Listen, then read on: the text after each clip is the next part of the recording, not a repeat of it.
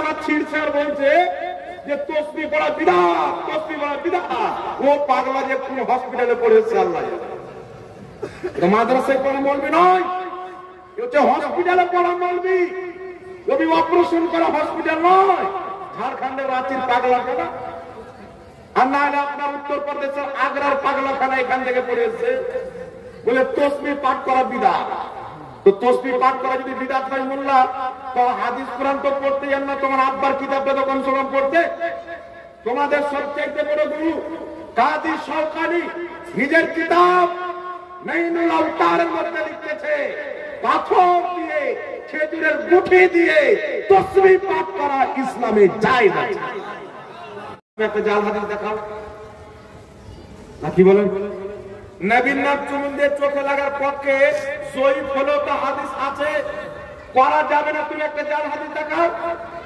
আমি পাবলিককে বললাম, এই পাবলিক শুনে, আপনার গ্রামের ইমাম সাহেবের একটা বাড়ি আছে, সেই বাড়িতে আপনার জায়গায় জায়গায় ফুটো আছে, বৃষ্টি পড়ছে, ইমাম সাহেবের একটা ছেলে একটা মেয়ে স্ত্রীকে নিয়ে বসে আছেন, হালকা হালকা পানি পড়ছে, ভিজতে আছে, আর ইমাম সাহেবের বাড়ির সামনে গিয়ে একজন ব্যক্তি টিটকারি মারছে। এই ইমাম সাহেবের বাড়ি ফাটা থাকে, এই ইমাম সাহেবের বাড়ি দেখো পানি পড়ছে, পানি পড়ছে, টিটকারি মারছে।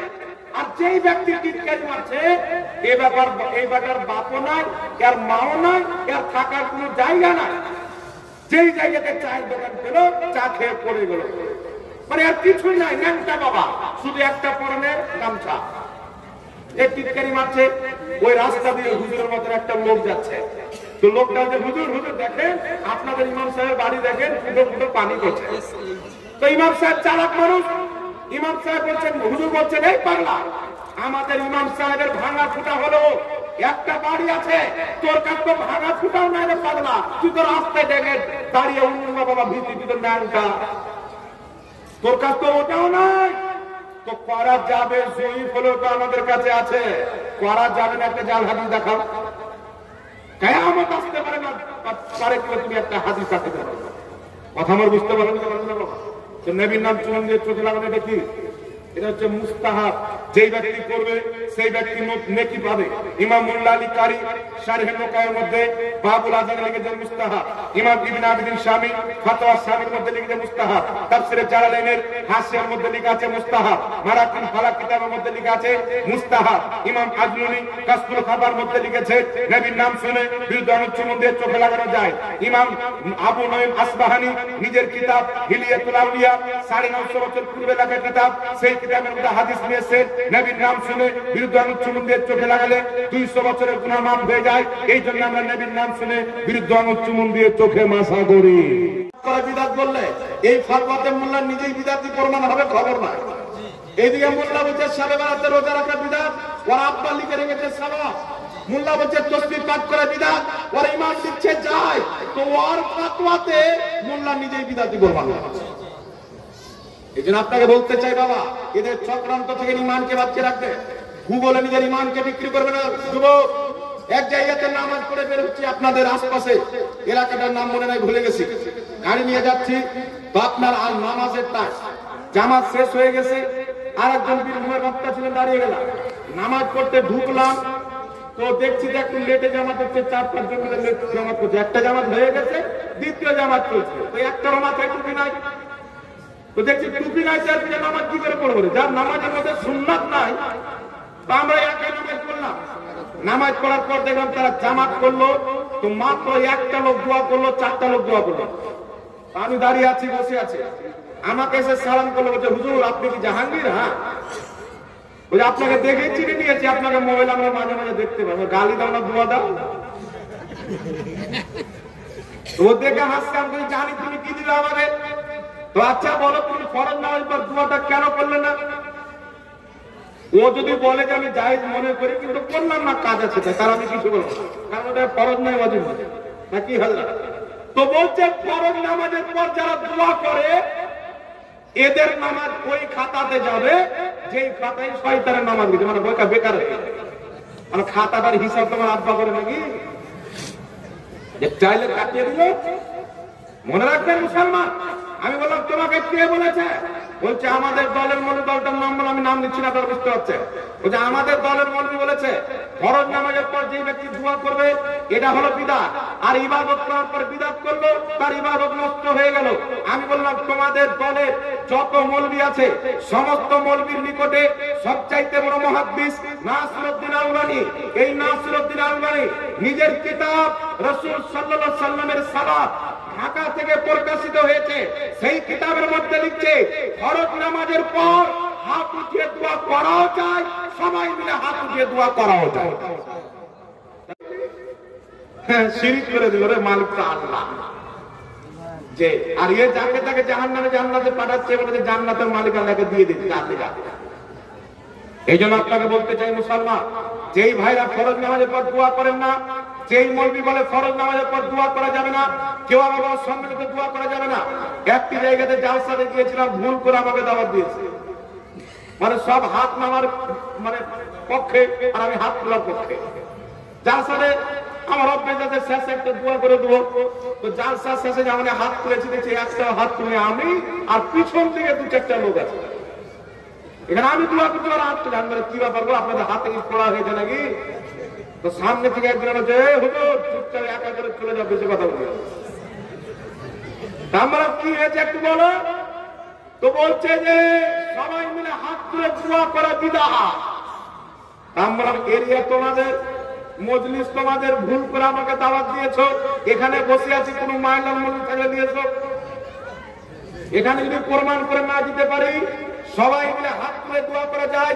শুধু যার সাথে নয়, যেখানে যেখানে মুসলমান একত্রিত হবে, জমা হবে, দলবদ্ধ হবে, সেখানে সেখানে হাত তুলে একজন দোয়া করবে, বাকি সবাই দোয়া করবে, আমিন বলবে।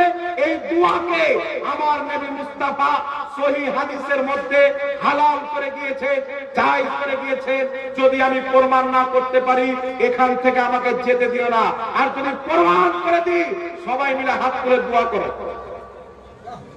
তাফসীরে তাবারী আরেকটি কিতাব বুখারী শরীফের শরহ উমদাতুল কারীর মধ্যে রয়েছে। হযরত ইমাম মালিক নিজের জন্য 11 রাকাতকে নির্ধারিত করেছে, 8 রাকাত তারাবি, 3 রাকাত বেতর। তবে ওই যে আপনার বাক্য উমদাতুল কারীর মধ্যে লেখা আছে, ওই শব্দের পূর্বে রয়েছে কিলা। আর এখানে আলিম উলমা জ্ঞানী গুণী মাদ্রাসার মুহাদ্দিস বসে আছে, মুদাররিস বসে আছে, জিজ্ঞাসা করে যেই শব্দের পূর্বে কিলা শব্দ আছে ওটা সহিহ হয় না, ওটা কমজোর হয়ে যায়। এই জন্য সহিহ সনদে ইমাম মালিক 8 রাকাত তারাবির নামাজ পড়েছেন, কোন মোল্লা দেখাইতে পারে না, কিয়ামত আসতে পারে দেখাইতে পারে না। এই জন্য আপনাকে বলতে চাই মুসলমান, আমরা আহলে সুন্নাত ওয়াল জামাত খাজা গরিব নওয়াজকে মাননে वाला, গৌসে বাগদাদি কে মাননে वाला, ইমাম আহলে সুন্নাত কে মাননে वाला। আমাদের দল আজ পৃথিবীতে সবচাইতে বেশি সুন্নি মুসলমান। তুর্কিস্তান চলে যান, পুরো তুর্কি হচ্ছে সুন্নি মুসলমান। ফিলিস্তিন চলে যান, পুরো ফিলিস্তিন হচ্ছে সুন্নি মুসলমান। জর্ডান চলে যান, পুরো জর্ডান হচ্ছে সুন্নি মুসলমান। আজ পৃথিবীতে সবচাইতে বেশি আহলে সুন্নাত ওয়াল জামাত সুন্নি মুসলমান। কেন? আমার নবী বলেছে যখন ফিতনা বেড়ে যাবে, ফিতনা দেখবে যেটা সবচাইতে বড় জামাত হবে তার সঙ্গী হয়ে যাবে, ওই জামাতটা হবে সত্য জামাত। দেখতে পাওয়া যায় বুখারী শরীফের মধ্যে হাদিস, হযরত আনাস বিন মালিক রাদিয়াল্লাহু তাআলা বক্তব্য দিতে, খুতবা দিতে উঠলেন মসজিদে। দেখছেন অনেক সাহাবায়ে কেরাম টুপির উপরে ঘোমটা দিয়েছে। বুখারী হাদিস শোনাচ্ছি, কাউকে লাগলে সামনে আসে। হাদিস যদি না দেখাইতে পারি চোরের শাস্তি আমার শাস্তি হবে। বুখারীর মধ্যে হাদিস, আনাস ইবনে মালিক ওই সাহাবীদেরকে বললেন যারা মাথায় চাদর দিয়ে ঘোমটা দিয়েছিলেন, তিনি বলছেন বদরের যুদ্ধে যত ইহুদি ইসলামের বিপক্ষে যুদ্ধ করতে এসেছিল তাদের সকলের মাথায় ঘোমটা চাদর ছিল, সকলের মাথায় ঘোমটা চাদর। এমন কোন মায়ের লাল পৃথিবীর মাটিতে জন্ম হয়নি। আমাদের পাগড়ির মাজা কুড়ানো হয়, আমাদের টুপির মাজা কুড়ানো হয়। বুখারী থেকে প্রমাণ করব আমার নবী টুপি পরেছে, টুপির উপরে আমার নবী মুস্তাফা পাগড়ি পরেছে।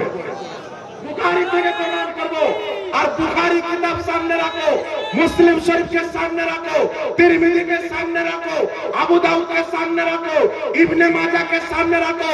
পৃথিবীর কোন একটি কিতাবে টুপির উপরে ঘুমটা পড়া কেউ যদি সুন্নাত প্রমাণ করতে পারে, সারা জিন্দেগি তার গোলামি করবে মুসলমান। তো তোমার ড্রেসটা হচ্ছে বিদাতে, তুমি হচ্ছে 20 রাকাত তারাবি পড়া জাল হাদিস। জি 20 রাকাত তারাবি হাদিস বলতে চান। পৃথিবীর মুসলমান মনে রাখবে, তোমরা ইবাদত করো। যেই ব্যক্তি শবে বরাতকে কেন্দ্র করে দিনের বেলা রোজা রাখবে, রাত্রি বেলা ইবাদত করবে, আল্লাহ তার জীবনের গুনাহ ক্ষমা করে দিবেন। এখন তো মার্কেটে জাহিল মনে বেরিয়েছে, এবারে বলতে চাই শবে বরাত বলতে ইসলামে কোন জিনিস নাই। এ বলতে চাই শবে বরাত বলতে ইসলামে কোন জিনিস নাই। তো তোমার ইসলামের বয়স হচ্ছে 2002 সাল। 2024 সালে ইসলাম তুমি আমেরিকার কাছ থেকে নিয়েছো। ইহুদি আমেরিকা খ্রিস্টানদের ইসলামে শবে বরাত না থাকতে পারে, মুহাম্মদ রাসূলুল্লাহর ইসলামে শবে বরাত সহিহ হাদিস দ্বারা প্রমাণিত। কিতাবটির নাম মুজামুল আওসাত।